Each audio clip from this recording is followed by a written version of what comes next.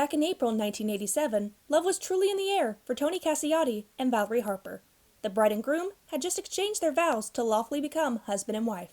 But, as we'll explore later, the smitten pair would have been blissfully unaware of the heartbreaking way their romance would come to an end 32 years later. The couple getting married were certainly no ordinary Joes. Cacciotti was a producer and actor, while Harper was a household name in America. She had starred in one of the country's most beloved TV shows in the 1970s, The Mary Tyler Moore Show. Yes, we are talking about the woman who brought Rhoda Morgenstern to life. Cacciotti and Harper's love for one another would blossom after they were brought together by chance. When the latter had needed to shed some pounds for an upcoming film, a personal trainer was required to help get her in tip-top shape for it. As it turned out, the man who was hired for the job would get her heart racing in more ways than one. And Cacciotti made quite an impression on Harper, leading to the latter opening up about the new man in her life to the press. In a 1980 interview with People magazine, the actress dropped major hints about her attraction and described her beau as a beautiful, giving teacher. Harper's account of their romance suggests that Cacciotti made the first move. Indeed, the actress admitted in the same interview that she would always wait for a man to step up in a relationship. By the time she first met Cacciotti, Harper had fairly recently finalized her divorce with Richard Schull after a 14-year relationship. The latter was an actor with the Chicago Second City troupe, which Harper had also performed for early in her acting career, but any heartbreak she may have felt from the breakdown of her first marriage would be soothed when Cacciotti arrived on the scene. Harper was born in Suffern, New York in 1939, and she was the middle child of 3 siblings. Initially, the aspiring performer had wanted to become a ballet dancer. But soon, Harper would be bitten by the acting bug, and she began to move away from the dancing aspirations of her childhood to seriously pursue it. And this path, in which she was taught by the legendary independent director John Cassavetes, would eventually lead her to Richard Schull and the Second City troupe. Harper met Schull in 1964, and after a whirlwind romance, they wed the same year. With the latter the father of a child from his previous marriage, Harper became a stepmom to his daughter, Wendy. Career-wise, her time in the theater proved to be a blessing when 6 years later, Ethel Winnant, a casting agent, spotted the actress in Los Angeles and called her in for an audition. And that trial would see Harper catapulted to major stardom in the U.S. She was encouraged to try for a new TV sitcom, which was being cast, The Mary Tyler Moore Show. The actress heeded the call, and the iconic role of Rhoda Morgenstern would soon be hers. Harper appeared as the feisty New Yorker Rhoda in 93 of the show's 168 episodes during its hugely successful 7-year run. Her comedic timing came to the fore, and she provided a perfect counterbalance to Mary Tyler Moore's rather straight-laced lead character. There was no doubt about it. Harper was now a firm TV favorite.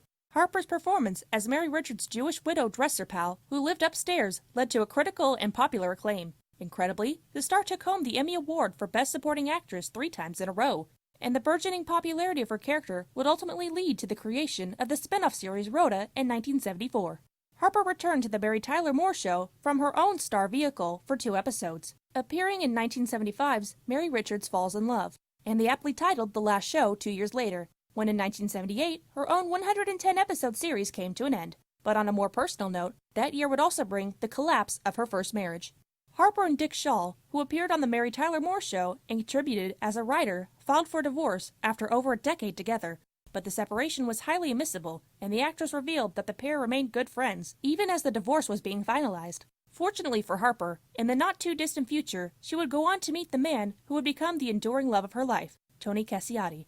The son of an Italian family who had immigrated to America, Cacciotti was also born in New York in 1939, and like Harper, he too dreamed of making it in the showbiz industry. Several minor roles in movies and television then followed for Cacciotti over the next few years, and alongside his stage, film and TV work, Cacciotti also worked as a fitness guru for the stars.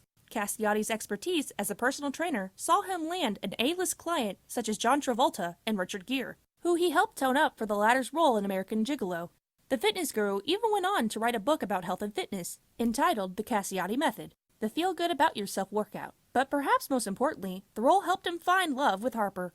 As we mentioned earlier, Cacciotti was hired to get Harper in shape for a movie role, the 1979 flick Chapter 2. In the years that followed, Harper and Cacciotti were regularly seen attending premieres, events, and award shows together, and in 1983 they solidified their commitment to one another by adopting a daughter, Christina. In the mid-1980s, Harper and Cacciotti set out to work together again, but this time it wasn't related to health and fitness. The latter had been pursuing a career as an executive producer for a few years, and he got the opportunity to produce a new sitcom starring his soon-to-be wife called Valerie.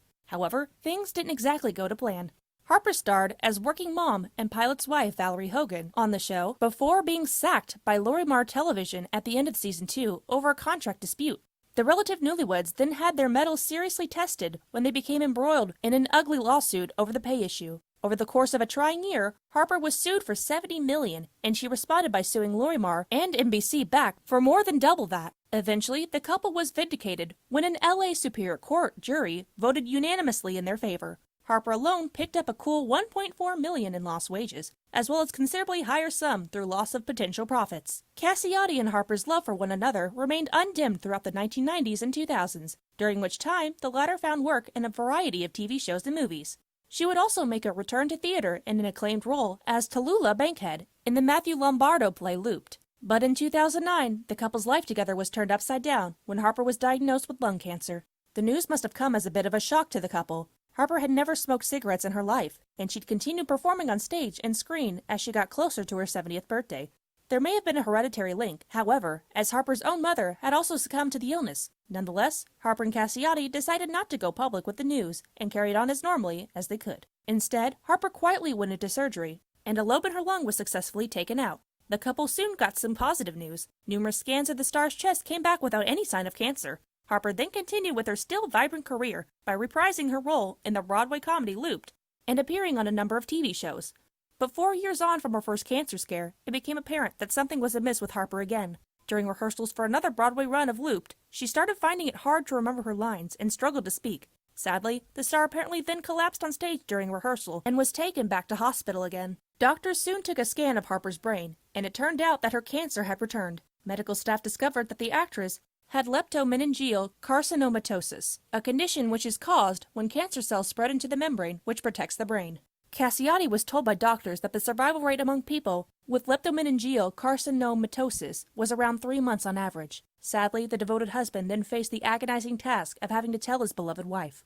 Harper and Cacciotti decided on a course of chemotherapy, and this time the couple went public with the diagnosis.